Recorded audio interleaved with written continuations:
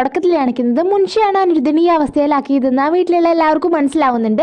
എന്നിട്ട് ആ വീട്ടിലുള്ള എല്ലാവരും മുൻഷിയുടെ ചുറ്റുപാടും ഇങ്ങനെ കൂടി നിൽക്കുകയാണ്. അങ്ങനെ ബോന്ദിത്ത എല്ലാ കാര്യങ്ങളും ത്രിലോചനോട് വളരെ വ്യക്തമായിട്ട് തന്നെ പറഞ്ഞു കൊടുക്കുന്നുണ്ട്. ഈ വിഷം കലർത്തിയതും അനിരുദ്ധിനെ ഈ അവസ്ഥയിലാക്കിയതും മുൻഷിയാണ്. പിന്നെ മുൻഷിയാണ് അമ്മയുടെ ഡയറിയൊക്കെ എടുത്തു വെച്ചിട്ട് ചിതയിലിടാണ്ട് എടുത്തു വെച്ചിട്ട് ആ ഡയറി വഴി ഈ പുനർജന്മം എന്ന് പറഞ്ഞിട്ടുള്ള ഒരു തീമുണ്ട് ഈ ഒരു പെൺകുട്ടീനെ വീട്ടിൽ കൊടുന്നിട്ട് അനിരുദ്ധിന് വിഷം കൊടുത്തതും എല്ലാം ഈ മുൻഷിയാണെന്നൊക്കെ പറയുന്നുണ്ട്. അനിരുദ്ധിനെ കൊല്ലാൻ നോക്കിയത് ഈ മുൻഷിയാണെന്നൊക്കെ എല്ലാ കാര്യങ്ങളും ബോന്ദിത്ത ത്രിലോചനോട് പറയുന്നുണ്ട്. അപ്പോൾ ഇത് കേട്ടിട്ട് ത്രിലോചന നന്നായിട്ട് ദേഷ്യം വരികയാണ്.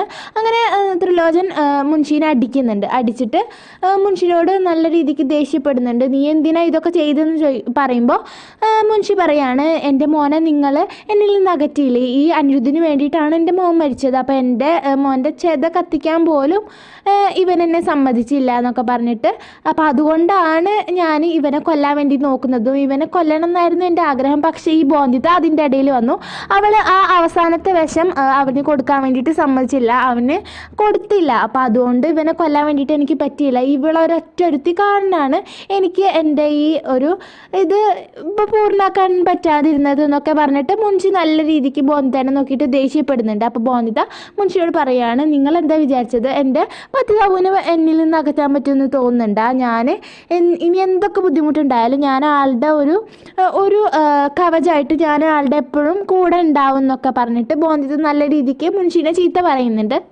എന്നിട്ട് അവൾ പറയുന്നുണ്ട്, എനിക്ക് ഭഗവാനോട് പോലും എതിർത്ത് നിൽക്കാൻ പറ്റും എൻ്റെ പതിവാവിനെ രക്ഷിക്കാൻ വേണ്ടിയിട്ടെന്ന് പറഞ്ഞിട്ട് ആളോട് പറയാണ്, എനിക്കിപ്പോൾ സൗരഭിൻ്റെ ഈ ഒരു വിടവ് എന്തായാലും നികത്താനൊന്നും ഞങ്ങൾക്ക് പറ്റിയെന്ന് വരില്ല, പക്ഷേ ഈ ഒരു ചെയ്ത കാര്യം ഉണ്ടല്ലോ, എൻ്റെ പതിവാവിനെ ഈ അവസ്ഥയിലാക്കിയതിന് ഞാൻ ഒരിക്കലും ക്ഷമിക്കാൻ പോകുന്നില്ല എന്ന് ബോന്ദ നല്ല രീതിക്ക് ദേഷ്യപ്പെട്ടിട്ട് മുൻഷിയോട് പറയാണ്. അങ്ങനെ ത്രിലോചന് മുൻഷിയുടെ കോളർ പിടിച്ചിട്ട് പറയുന്നുണ്ട്, നിന്നെന്തായാലും ഞങ്ങൾ വെറുതെ വിടാൻ പോകുന്നില്ല, പോലീസിൽ ഏൽപ്പിക്കാൻ പോവുകയാണ്, നീ ഇനി പുറം ലോകം കാണില്ല, മരണം വരെ എന്ന് പറഞ്ഞിട്ട് മുൻഷിനെ പോലീസിൽ ഏൽപ്പിക്കാൻ വേണ്ടിയിട്ട് കൊണ്ടുപോകുന്നുണ്ട്. അങ്ങനെ ആ പെൺകുട്ടി കരഞ്ഞിട്ട് പറയുന്നുണ്ട്, എന്നെ പോലീസിലൊന്നും ഏൽപ്പിക്കരുത്, ഞാൻ ജീവിക്കാൻ വേണ്ടിയിട്ടാണ് ഇങ്ങനെയൊക്കെ ചെയ്തതെന്ന് പറയുന്നുണ്ട്, പൈസയ്ക്ക് വേണ്ടിയിട്ടാണ് ചെയ്തതെന്ന് പറയുമ്പോൾ അനിരുദ്ധ ബോന്ദയോട് പറയുന്നുണ്ട്, അവളെ പറഞ്ഞാക്കാൻ വേണ്ടി പറയുന്നുണ്ട്. അപ്പോൾ ബോന്ദിത സോംനാഥിനോട് അവളെ വീട്ടിൽ ആക്കി കൊടുക്കാൻ വേണ്ടിയിട്ട് പറയാണ്. അങ്ങനെ പെൺകുട്ടി പോയപ്പോൾ ബോന്ദിത അനിരുദ്ധിനോട് പറയുന്നുണ്ട്, പതി ബാബു ഈ അസുഖമൊക്കെ പെട്ടെന്ന് മാറും, ഡോക്ടർ വന്നിട്ട് എന്താ ഉണ്ടായിന്നൊക്കെ പറയട്ടെ, മരുന്നൊക്കെ തന്നത് പെട്ടെന്ന് മാറുമെന്ന് ബോന്ദിത പറയുമ്പോൾ അവൻ അവളുടെ മുഖത്തേക്ക് നോക്കിയിട്ട് ചിരിച്ചിട്ട് പറയാണ്, നീ എൻ്റെ ഒപ്പമുള്ളപ്പോൾ എനിക്ക് എന്ത് വരാനാ ബോന്ദിത, നീ എനിക്കൊരു രക്ഷയായിട്ട് എൻ്റെ ഒപ്പമില്ല, അപ്പോൾ എനിക്കൊന്നും വരാൻ പോകുന്നില്ല എന്ന് പറഞ്ഞിട്ട് അവളുടെ മുഖത്തേക്ക് നോക്കിയിട്ട് അവൻ ചിരിച്ചിട്ട് പറയാണ്, പതി ബാബുവിൻ്റെ ബോന്ദിത, പതി ബാബുവിൻ്റെ രക്ഷക എന്ന് പറഞ്ഞിട്ട് അവൻ ചിരിക്കുന്നുണ്ട്. ഒപ്പം അവൾ നന്നായിട്ട് ചിരിക്കുന്നുണ്ട്. അപ്പോൾ ഇവിടെയാണ് ബാരിസ്റ്റർ ബാബു എന്ന് പറഞ്ഞിട്ടുള്ള ഈ സീരിയലിൻ്റെ തന്നെ ഏറ്റവും നല്ല ടൈറ്റിൽ സോങ്ങിൻ്റെ വേർഷൻ ഇവിടെ പ്ലേ ആവുന്നത്. അപ്പോൾ എനിക്കൊക്കെ ഏറ്റവും ഇഷ്ടപ്പെട്ട വേർഷനാണ്. അപ്പോൾ ഇന്ന് ഞാൻ എന്തായാലും അത് അപ്ലോഡ് ആക്കുന്നതാണ്. അപ്പോൾ എല്ലാവരും അതൊന്ന് കാണുക. വളരെ നല്ല ലിറിക്സൊക്കെ നന്നായിട്ട് ഈ സിറ്റുവേഷനായിട്ട് ബന്ധിപ്പിച്ചിട്ടുള്ള ഒരു ഇതാണ്. അപ്പോൾ എല്ലാവരും ഇത് കാണുക. അപ്പോൾ ആരും ഇത് മിസ്സാക്കരുത്, അത്രയും നല്ലതാണ്. അതുകൊണ്ടാണ് ഈ പിന്നെ പറയുന്നത്. അപ്പോൾ അങ്ങനെ ആ പാട്ട് അവിടെ പ്ലേ ആവുന്നുണ്ട്. പിന്നെ കുറച്ച് ദിവസങ്ങൾക്ക് ശേഷമാണ് കാണിക്കുന്നത്. അനിരുദ്ധ ചുമരുമ്പോൾ ഇങ്ങനെ ആന അടിച്ചുകൊണ്ടിരിക്കുകയാണ്. അപ്പോൾ അവിടേക്ക് ബോന്ദിത വരുന്നുണ്ട്. എന്നിട്ട് ബോന്ദിത പറയുന്നുണ്ട്, ഇപ്പോൾ കുറച്ച് ദിവസമായിട്ടല്ലേ ഉള്ളൂ, ഡോക്ടറൊക്കെ വന്നിട്ട് മരുന്നൊക്കെ തന്നിട്ട് ഇപ്പോൾ ഒന്ന് ശരിയായി വരുന്നുള്ളൂ, ഒന്നുകൂടി റെസ്റ്റ് എടുക്കുന്നാലാണ് മുഴുവനായിട്ട് മാറുള്ളൂ എന്നൊക്കെ അവൾ പറയുന്നുണ്ട്. അപ്പോൾ അനിരുദ്ധ പറയുന്നുണ്ട്, ബോന്ദ ഞാനിപ്പോൾ ചെയ്തുകൊണ്ടിരിക്കുന്നത് എൻ്റെ സ്വപ്നമാണെന്ന് പറയുമ്പോൾ അവനോട് ചോദിക്കുന്നുണ്ട്, അപ്പോൾ എന്താ സ്വപ്നം എന്ന് എനിക്ക് പറഞ്ഞു തരില്ലേ എന്ന് പറയുമ്പോൾ ഇല്ല എന്ന് അവൻ വെറുതെ അവളെ കളിപ്പിക്കാൻ വേണ്ടിയിട്ട് പറയാണ്. അപ്പോൾ അവൾ മുഖം വെറുപ്പിച്ച് നിൽക്കുന്നുണ്ട്. എന്നിട്ട് അവനെ മുട്ടുകുത്തി നിന്നിട്ട് അവളോട് പറയാണ്, ബോന്ദിത നിനക്ക് ഞാൻ പറഞ്ഞു തരില്ല, ഞാൻ എൻ്റെ സ്വപ്നം എന്താണെന്ന് എനിക്ക് കാണിച്ചു തരും എന്നെ ചെയ്യുമെന്ന് പറയുമ്പോൾ അവൾ ചിരിക്കുന്നുണ്ട്. അപ്പോൾ എന്നിട്ട് അവൻ പറയുന്നുണ്ട്, നീ കണ്ണടച്ച് നിൽക്കുക, ഞാൻ വരണ വരെ കണ്ണ് തുറക്കാൻ പാടില്ല എന്ന് പറഞ്ഞിട്ട് അവരവിടെ ഇരിക്കുന്ന ഒരു ഫോട്ടോ എടുത്തിട്ട് ആണിയമ്മ വെക്കുന്നുണ്ട്. എന്നിട്ട് അവളോട് കണ്ണ് തുറക്കാൻ വേണ്ടിയിട്ട് പറയാണ്. അപ്പോൾ അവനെ അവിടെ നിൽക്കുന്നത് കൊണ്ട് തന്നെ അവൾ കണ്ണ് തുറന്നിട്ടും ആ ഫോട്ടോ എന്താണെന്ന് കാണുന്നില്ല. അപ്പോൾ അവൾ പറയുന്നുണ്ട്, പതി ബാബു ഒന്നും കാണാനില്ല എന്ന് പറയുമ്പോൾ അവൻ കളിപ്പിക്കാൻ വേണ്ടിയിട്ട് ആ ഫോട്ടോ കാണാതിരിക്കാൻ വേണ്ടിയിട്ട് നീങ്ങുന്നൊക്കെ ഉണ്ട്. അപ്പോൾ ബോന്ദ വീണ്ടും മുഖം വിരിച്ച് നിൽക്കുകയാണ്. അപ്പോൾ അവൻ ഇറങ്ങിയിട്ട് അവളുടെ മുഖത്ത് പോയിട്ടൊരു കുത്തൊക്കെ കൊടുക്കുന്നുണ്ട്. എന്നിട്ട് പറയാണ്, ബോന്ദിത നിനക്ക് കാണണ്ടേ, നീ കണ്ണ് തുറക്കുമെന്ന് പറയുമ്പോൾ അവൾ കണ്ണ് തുറക്കാതെ അവിടെ തന്നെ നിൽക്കണം. അപ്പം എന്നാൽ ശരി, നിനക്ക് കാണണ്ടല്ലേ, എന്നാൽ ഞാനത് എടുത്ത് മാറ്റാൻ പോകാമെന്ന് പറയുമ്പോഴേക്കും അവൾ കണ്ണ് തുറക്കുകയാണ്. അപ്പോൾ അത് എന്ത് ചിത്രമാണെന്ന് വെച്ചാൽ അത് അനിരുദ്ധും ബോന്ദയും കൂടിയിട്ടുള്ള വക്കീലിൻ്റെ കോട്ടൊക്കെ ഇട്ട് നിൽക്കുന്ന ഒരു ഫോട്ടോ ആയിരിക്കും. എന്നിട്ട് അവൻ പറയുന്നുണ്ട്, ഇതാണ് എൻ്റെ സ്വപ്നം, നീയും എന്നെ പോലെ ഒരു വക്കീലാവണം, അതിനുള്ള എല്ലാ മൂല്യങ്ങളും നിനക്കുണ്ട്, നീ അപ്പം അന്ന് ആ മുൻഷിയുടെ ഒരു കേസ് നീ തന്നെയല്ലേ എല്ലാം പ്രൂവ് ചെയ്തത്, അപ്പോൾ നിനക്ക് അതിനുള്ള എല്ലാ ഗുണങ്ങളും ഉണ്ട് ബോന്തിത്താന്നൊക്കെ അവൾക്ക് പറഞ്ഞ് മനസ്സിലാക്കിയിട്ട് കൊടുക്കുന്നുണ്ട്. അപ്പോൾ അവൾ പറയുന്നുണ്ട് ഞാനും നിങ്ങളെപ്പോലെ പരിസ്ത്ര ബാബു ആവുമോ എന്നൊക്കെ ഇങ്ങനെ ബോന്ത് അത്ഭുതത്തോടെ ചോദിക്കുന്നുണ്ട്. അപ്പോൾ അവൻ പറയുന്നുണ്ട് ആ ബോധിത ഞങ്ങൾ വക്കീലൊക്കെ ഇങ്ങനെ തന്നെയാണ് ഈ പ്രതികളെ പിടിക്കുന്നത്, അപ്പോൾ അവരുടെ തെറ്റ് എന്തായാലും ഞങ്ങൾ തെളിയിക്കുകയാണ് ചെയ്യുക. അപ്പോൾ ഇവിടെ നീ അതല്ല ചെയ്തിരിക്കുന്നത്, അപ്പോൾ നിനക്കും അതിനുള്ള ആ ഒരു ഗുണം നിൻ്റെ കയ്യിലുണ്ട് പോകുന്നത്, അപ്പോൾ നീയും ഒരു ബാരിസ്റ്റർ ആവുമെന്ന് അവൻ പറയുന്നുണ്ട്. എന്നിട്ട് അവന് ഒരു തൊപ്പി എടുക്കാൻ വേണ്ടിയിട്ട് പോകുന്നുണ്ട്. എന്നിട്ട് അത് കൊടുത്തിട്ട് അവൾക്ക് ഇട്ട് കൊടുക്കുന്നുണ്ട്. അപ്പോൾ ഇത് കാണുമ്പോൾ അവൾക്ക് നന്നായിട്ട് സന്തോഷം വരികയാണ്. അതായത് വക്കീലുകളൊക്കെ ഇടില്ലേ, അപ്പോൾ ആ തൊപ്പിയാണ് അവൾക്ക് ഇട്ട് കൊടുക്കുന്നത്. എന്നിട്ട് അവൻ പറയുന്നുണ്ട് ഇന്ന് ഞാൻ മാത്രമാണ് നിന്നെ ബാരിസ്റ്റർ എന്ന് വിളിക്കുന്നത്, പക്ഷേ ഒരു ദിവസം വരും അന്ന് ഈ ലോകത്തിലുള്ള എല്ലാ ജനങ്ങളും നിന്നെ ബാരിസ്റ്റർ ബാബു ബോന്തിത എന്ന് എന്തായാലും വിളിക്കുന്ന ചെയ്യും ബോന്തിത എന്ന് പറഞ്ഞിട്ട് അവളോട് പറയുമ്പോൾ അവൾ പറയാണ് എല്ലാവരും എന്നെ ബാരിസ്റ്റർ ബാബു എന്ന് വിളിക്കുമോ, എല്ലാവരും എന്നെ ബഹുമാനിക്കുമല്ലോ, അപ്പോൾ പതി ബാബുവിനെ പോലെ തന്നെ എല്ലാവരും എന്നെ കാണൂലേ എന്നൊക്കെ പറഞ്ഞിട്ട് നല്ല രീതിയിൽ ബോന്ത സന്തോഷിക്കുന്നുണ്ട്.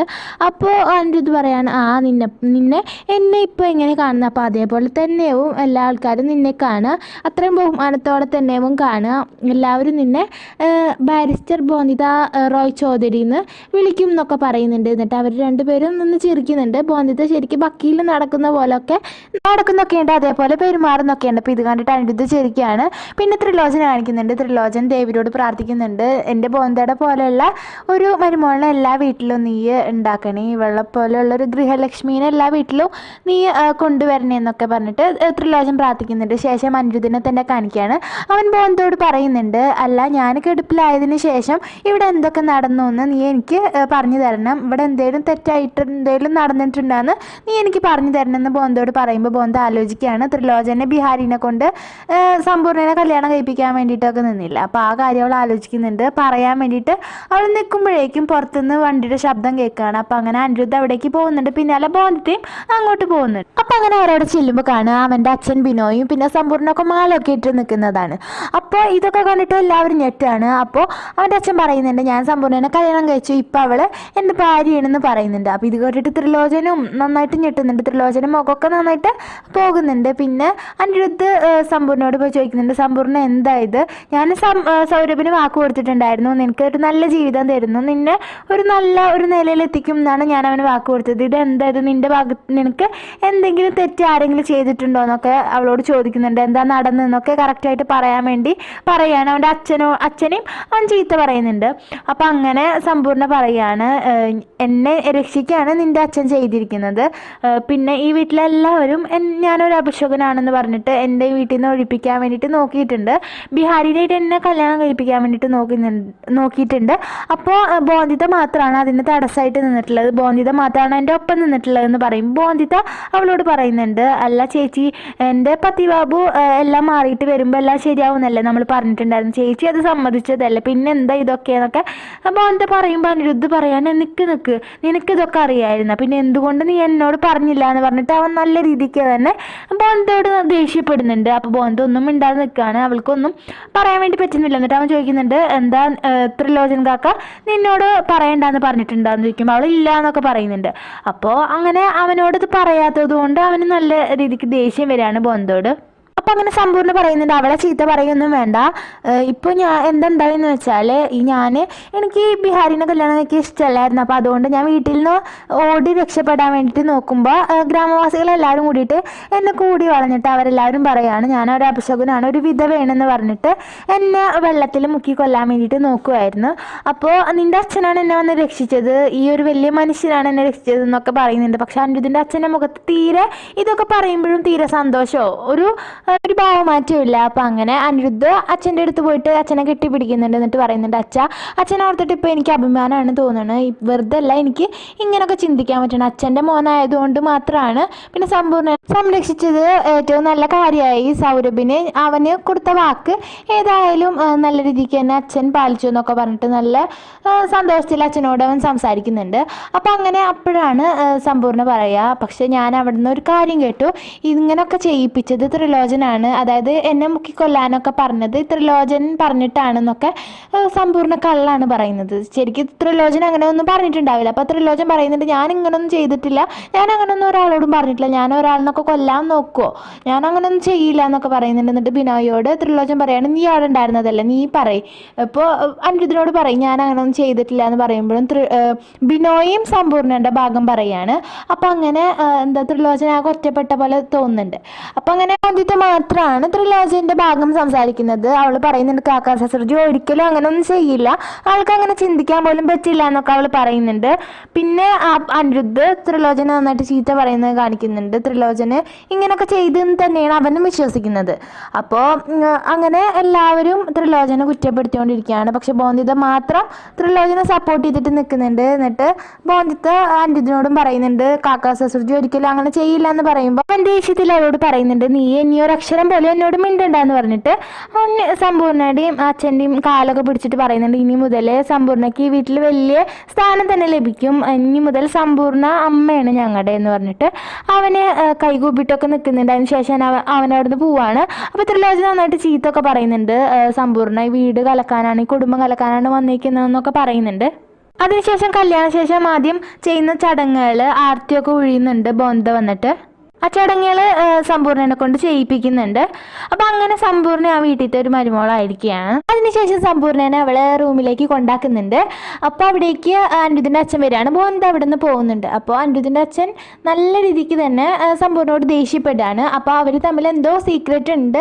അപ്പോൾ ആ സീക്രറ്റ് ബാക്കിയുള്ളവരോട് പറയുമെന്ന് പേടിച്ചിട്ടാണ് അനിരുദ്ധിൻ്റെ അച്ഛൻ അവളെ കല്യാണം കഴിച്ചിട്ടുള്ളത്. അപ്പോൾ ബിനോയിനെ സമ്പൂർണ്ണ ടോർച്ചർ ചെയ്യുന്നുണ്ട് ഈ കാര്യം പറഞ്ഞിട്ട്. അപ്പോൾ ഇനി അവൾ പറയുന്ന പോലെ നടന്നില്ലെങ്കിൽ, അവൾ പറയുന്ന പോലെ തന്നെ എല്ലാവരും മുമ്പിൽ അഭിനയിച്ചിട്ടില്ലെങ്കിൽ എല്ലാവർക്കും ഈ സത്യം അറിയുമെന്ന് പറഞ്ഞിട്ട് നല്ല രീതിക്ക് അച്ഛനെ പേടിപ്പിക്കുന്നുണ്ട് അവൾ. പിന്നെ ബോന്തിനെ കാണിക്കുകയാണ്. ബോന്തിത സ്റ്റഡി റൂമിൻ്റെ അവിടേക്ക് പോയിട്ട് അനിരുദ്ധിനെ വിളിക്കുന്നുണ്ട് പുറത്ത് നിന്നിട്ട്. അപ്പോൾ അവനാണെങ്കിൽ വാതിലൊക്കെ അടച്ചിട്ട് ഉള്ളിലിരിക്കുന്നുണ്ടാവും. അപ്പോൾ അവൻ തുറക്കുന്നൊന്നും ഉണ്ടാവില്ല. ഇവള് പറയുന്നുണ്ട് വാതിൽ തുറക്ക്, ഞാൻ വേണം എന്ന് വെച്ചിട്ടല്ലല്ലോ പറയാതിരുന്നു, ഞാൻ പറയാൻ വേണ്ടി വന്നപ്പോഴല്ലേ അവരൊക്കെ വന്നത്, അപ്പോൾ അതുകൊണ്ടല്ലേ പറയാൻ പറ്റാഞ്ഞെന്നൊക്കെ അവൾ പറയുന്നുണ്ടെങ്കിൽ അവൻ അതൊന്നും കാര്യമാക്കുന്നില്ല, അവനതൊന്നും ശ്രദ്ധിക്കുന്നില്ല. അപ്പോൾ അവളിങ്ങനെ തന്നെ നിന്ന് പറയുന്നുണ്ട് പത്തിബാബു പിണങ്ങിയിരിക്കുകയാണ്, ഇനിയിപ്പോൾ ഞാൻ അത് എങ്ങനെ ശരിയാക്കുക എന്ന് അവൾ തന്നെ നിന്ന് പറയുന്നുണ്ട്. പിന്നെ എല്ലാവരും ഫുഡ് കഴിക്കാൻ വേണ്ടിയിട്ട് ഇരിക്കാനാണ് കാണിക്കുന്നത്. അപ്പോൾ അങ്ങനെ ബോനിത അനിരുദ്ധിൻ്റെ അടുത്തേക്ക് ചെന്നിട്ട് ഫുഡ് വിളമ്പി കൊടുക്കാൻ വേണ്ടി എടുക്കാൻ നിൽക്കുമ്പോഴേക്കും അവനത് എടുത്തിട്ട് വിളമ്പുന്നുണ്ട്. അപ്പോൾ എന്നിട്ട് അവൾ പറയുന്നുണ്ട് അല്ല ഞാൻ വിളമ്പി തന്നാൽ കഴിക്കില്ലേ എന്നൊക്കെ അവൾ അവനോട് ചോദിക്കുന്നുണ്ട്. അവൻ അതൊന്നും മൈൻഡ് ആക്കാതെ നിൽക്കുകയാണ്. അപ്പോൾ അങ്ങനെ അവിടേക്ക് ത്രിലോചൻ വരുന്നുണ്ട്. അപ്പോൾ ഈ സമയത്താണ് ബിനോയ് പറയുന്നത് കല്യാണ ശേഷമുള്ള എല്ലാ ചടങ്ങുകളും ഇനി ഇവിടെ നടക്കണം എന്ന് പറയുമ്പോൾ ത്രിലോചൻ നന്നായിട്ട് ദേഷ്യപ്പെട്ട് പറയുന്നുണ്ട് നിനക്ക് ഇതുവരെ ഈ ചടങ്ങുകളിലൊന്നും വിശ്വാസം ഉണ്ടായിരുന്നില്ലല്ലോ, ഇപ്പോൾ എവിടുന്ന് ഇതൊക്കെ പൊട്ടി മുളച്ചു എന്നൊക്കെ ചോദിക്കുന്നുണ്ട്.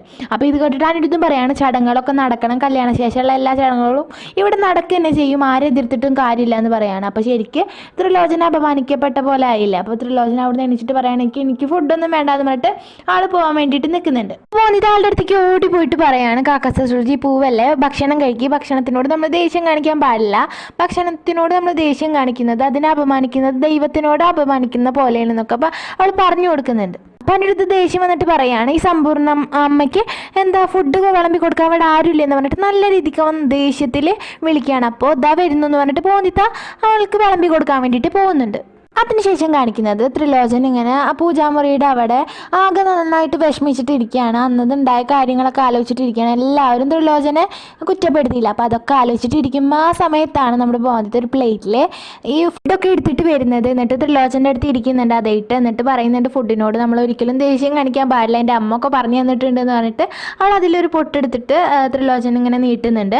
എന്നിട്ട് പറയുന്നുണ്ട് ഞാൻ മരുമോളല്ലേ, അപ്പോൾ ഈ മരുമോൾ പറയുന്നത് കേൾക്കില്ലേ, ഈ ഫുഡ് കഴിക്കൂലേ എന്ന് പറഞ്ഞിട്ട് ത്രിലോചന് കൊടുക്കാൻ വേണ്ടിയിട്ട് നിൽക്കുമ്പോൾ ത്രിലോചൻ അവളോട് ചോദിക്കുകയാണ് മരുമോളെ ഇപ്പോൾ നിനക്ക് തോന്നുന്നുണ്ടോ ഞാനും എന്താ ഈ സമ്പൂർണ്ണനെ മുക്കിക്കൊല്ലാൻ വേണ്ടിയിട്ട് ഞാനാണ് ആൾക്കാരെ അയച്ചതെന്ന് എനിക്ക് തോന്നുന്നുണ്ട്, അത്രയും ദുഷ്ടനാണ് നിൻ്റെ കാക്കാ സസുർജി എന്ന് എനിക്ക് തോന്നുന്നുണ്ടാന്ന് അവളോട് ചോദിക്കുമ്പോൾ അവൾ പറയാണ് എനിക്ക് അങ്ങനെയൊന്നും തോന്നിയിട്ട് തന്നെ ഇല്ല, ആർക്കോ തെറ്റിദ്ധാരണ പറ്റിയിട്ടുള്ളതാണ് ഇതെന്ന് പറയുന്നുണ്ട്. പിന്നെ അനിരുദ്ധിൻ്റെ ദേഷ്യം ഇപ്പൊക്കെ ഉള്ളതാണ്, അത് കുറച്ച് കഴിഞ്ഞാൽ മാറിക്കോളും, എല്ലാം ഓക്കെ ആവുമെന്ന് എല്ലാം ശരിയാവുമെന്ന് അവൾ ത്രിലോചനോട് പറയുന്നുണ്ട്. എന്നിട്ട് അനിരുദ്ധിന് അതിൻ്റെ ദേഷ്യം ഭയങ്കരമാണ്. ഇപ്പോൾ ആളിങ്ങനെ ഭയങ്കര ദേഷ്യത്തിൽ ഓരോന്ന് പറയുന്നു പറഞ്ഞിട്ട് അവൻ എങ്ങനെയൊക്കെ ദേഷ്യപ്പെടുക അതേപോലൊക്കെ അതേ ഡയലോഗൊക്കെ എടുത്തിട്ട് അവൾ പറയുന്നുണ്ട്. അപ്പോൾ ഇത് കേട്ടിട്ട് ത്രിലോചന് നന്നായിട്ട് ചിരി വരുന്നുണ്ട്.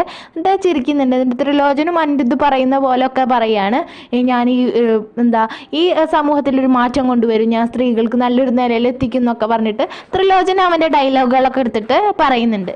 പെട്ടെന്ന് ചിരിച്ചുകൊണ്ടിരുന്ന ആ ത്രിലോചൻ്റെ മുഖം വാടുകയാണ്. അപ്പോൾ ആ കാര്യങ്ങളൊക്കെ ആലോചിച്ചിട്ട് തന്നെ വാടുന്നുണ്ട്. അപ്പോൾ ഇത് കണ്ടിട്ട് ബോന്ത പറയാണ്, വിഷമിക്കൊന്നും വേണ്ട, നോക്കിക്കോ, ഇപ്പോൾ എന്നെ നല്ല മരുമോളെന്നൊക്കെ പറയുന്നില്ല. അപ്പോൾ കുറച്ച് ദിവസം കഴിഞ്ഞാൽ കാക്കാ സസുർജി എൻ്റെ ചേച്ചീനെയും ഇതേപോലെ തന്നെ പറയും, ആളൊരു പാവാണെന്നൊക്കെ പറയുന്നുണ്ട്.